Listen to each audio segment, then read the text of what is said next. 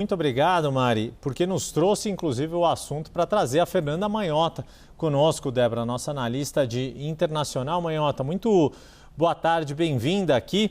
Queria te ouvir a respeito de toda esta repercussão política deste crime atroz, terrível, o assassinato de uma pessoa jovem de 31 anos e por um motivo tão, independentemente do valor que se faça em relação ao que dizia Charlie Kirk, defendesse ou criticasse, o fato dele ter sido assassinado da forma como foi, coloca em segundo plano o conteúdo do que ele dizia e o torna, de fato, um mártir. E agora a gente vê, inclusive, o governo Donald Trump fazendo uso ali dessa legislação que a Mariana Jean-Jacques estava nos mencionando, ou pelo menos anunciando este uso, também aí olhando para os seus adversários também políticos. Aonde isso pode chegar, né? A que ponto isso desperta preocupação lá nos Estados Unidos e, por que não dizer, na comunidade internacional?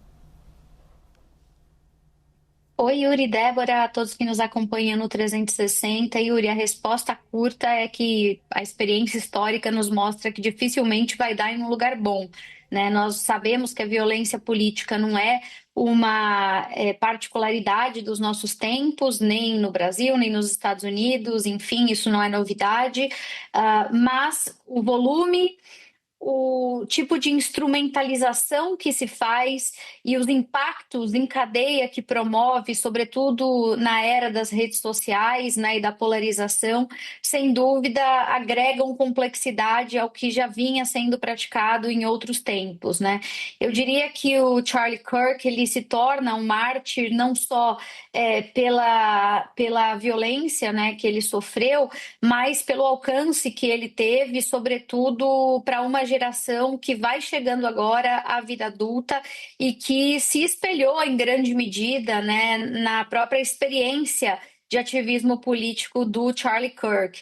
É interessante notar, Yuri e Débora, quando a gente olha para os dados, para as estatísticas, a violência política nos Estados Unidos nesse último semestre já chega a algo em torno de 25% maior, chega a ser 25% maior do que no mesmo período em anos anteriores.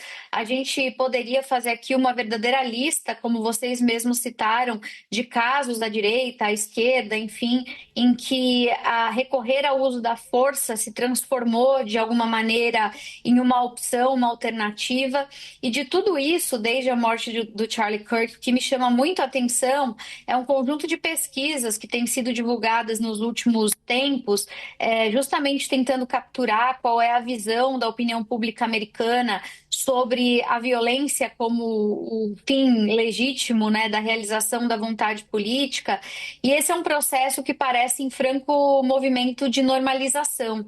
A gente tem pesquisas desses últimos dias, né, que indicam algo como de 11 a 18% dos americanos entendendo que muitas vezes é a violência que vai precisar ser empregada para defender causas em que, de fato, repousam seus ideais.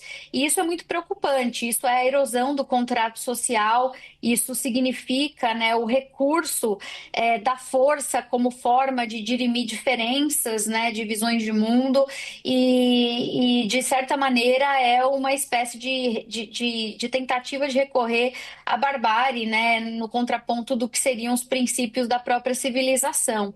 É muito preocupante. Eu falava hoje mais cedo com os meus alunos sobre esses dados e em sala de aula a gente comentava daquela frase que eu mesma já usei aqui em outras análises anteriores, a história de que pau que bate em Chico bate em Francisco, né? Quer dizer, hoje muitas pessoas podem olhar para um opositor político, se incomodar com ele, mas amanhã você pode estar sendo cerceado, alvo de violência também do seu ponto de vista. Então não é só uma questão moral, uma questão ética, uma questão de razoabilidade social, é também uma questão pragmática de entender que as premissas que estão em jogo quando a gente fala em violência política, elas são premissas, são valores muito importantes, porque elas podem a qualquer momento se virar contra qualquer um de nós, né, com as nossas convicções.